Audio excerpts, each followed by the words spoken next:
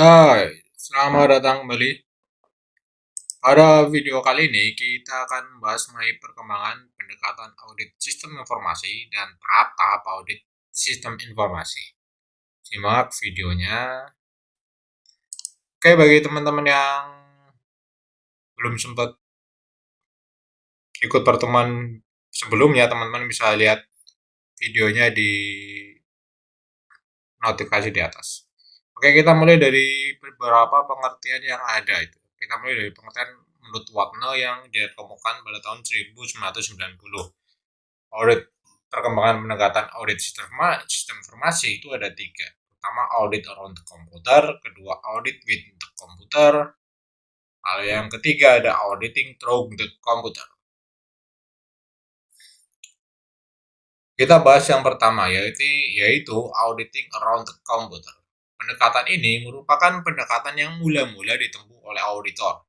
Dengan pendekatan ini, komputer yang digunakan oleh perusahaan diberlakukan sebagai black box.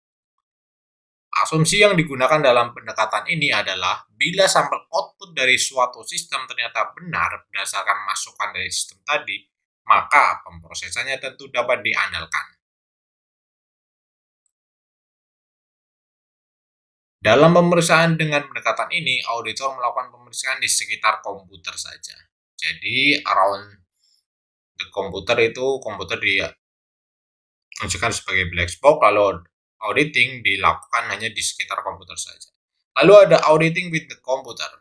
Pendekatan ini digunakan untuk mengotomatisasi banyak kegiatan audit. Auditor memanfaatkan komputer sebagai alat bantu dalam melakukan penulisan, perhitungan, perbandingan, dan sebagainya. Pendekatan ini menggunakan perangkat lunak bernama Generalized Audit Software, yaitu program audit yang berlaku untuk umum dan berbagai klien. Lalu yang berikutnya ada auditing through the computer.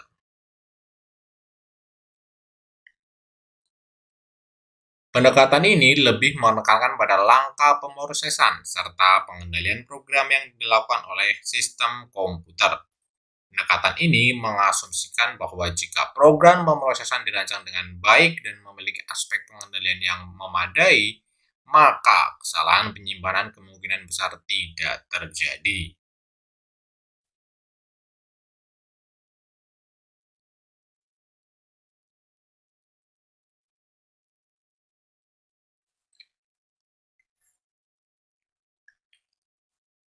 Lalu ada juga pengertian yang lain menurut Wilkinson yang dikemukakan pada tahun 2006.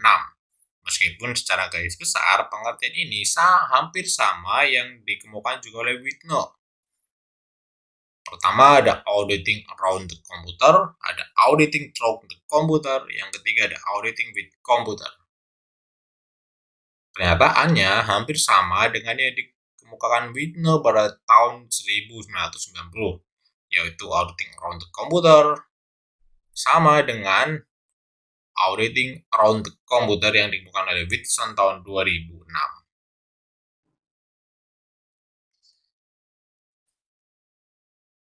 Lalu auditing through the computer dari Whitson tahun 2006 itu hampir sama dengan pengertian yang dikemukakan oleh Whitney pada tahun 1996. Lalu apa yang dimaksud dengan auditing around the computer menurut Wilkinson tahun 2006? Audit around the computer adalah audit terhadap penyelenggaraan sistem informasi komputer tanpa menggunakan kemampuan peralatan itu sendiri. Pemeriksaan dalam komputer dianggap benar apabila yang ada di dalam komputer tersebut dianggap sebagai black box.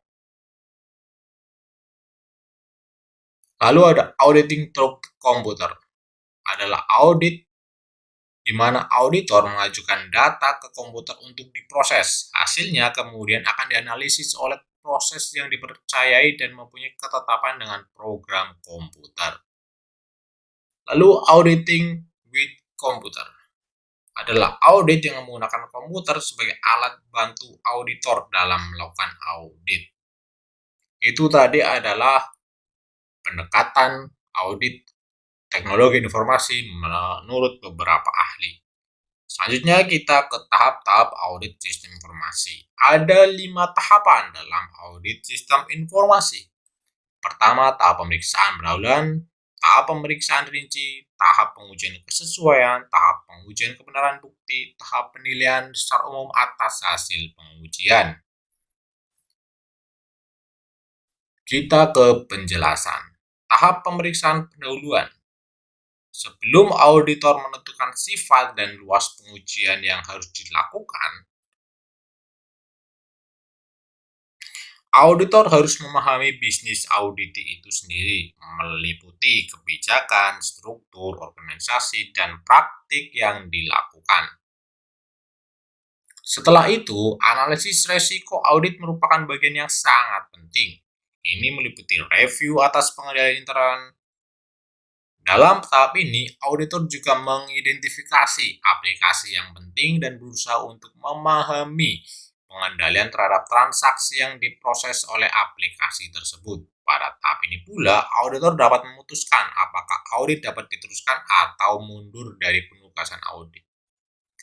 Berikutnya, tahap pemeriksaan rinci. Pada tahap ini, audit berupaya mendapatkan informasi lebih mendalam untuk memahami pengendalian yang diterapkan dalam sistem klien. Auditor harus dapat memperkirakan bahwa hasil audit pada akhirnya harus dapat dijadikan sebagai dasar untuk menilai apakah struktur pengendalian intern yang diterapkan dapat dipercaya atau tidak.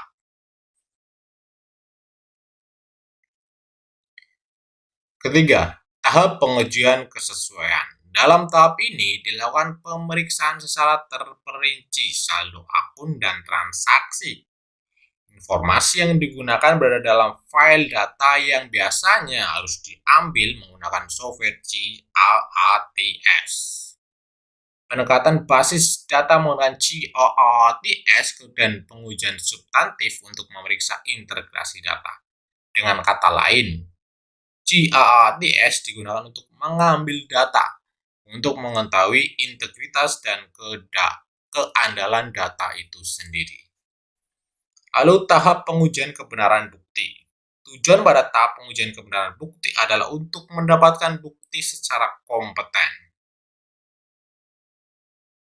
Berikutnya, tahap penilaian secara umum atau hasil pengujian. Pada tahap ini, auditor diharapkan telah dapat memberikan penilaian apakah bukti yang diperoleh dapat atau tidak mendukung informasi yang diaudit. Hasil penilaian tersebut akan menjadi dasar bagi auditor untuk menyiapkan pendapatnya dalam laporan auditan. Itulah tadi beberapa hal yang bisa saya sampaikan. Lalu kemudian, coba teman-teman cari pendekatan audit sistem informasi menurut ahli-ahli yang lain. Jika sudah, silakan tulis jawabannya di kolom komentar. Sampai jumpa di video berikutnya dan semoga sehat selalu. Bye-bye.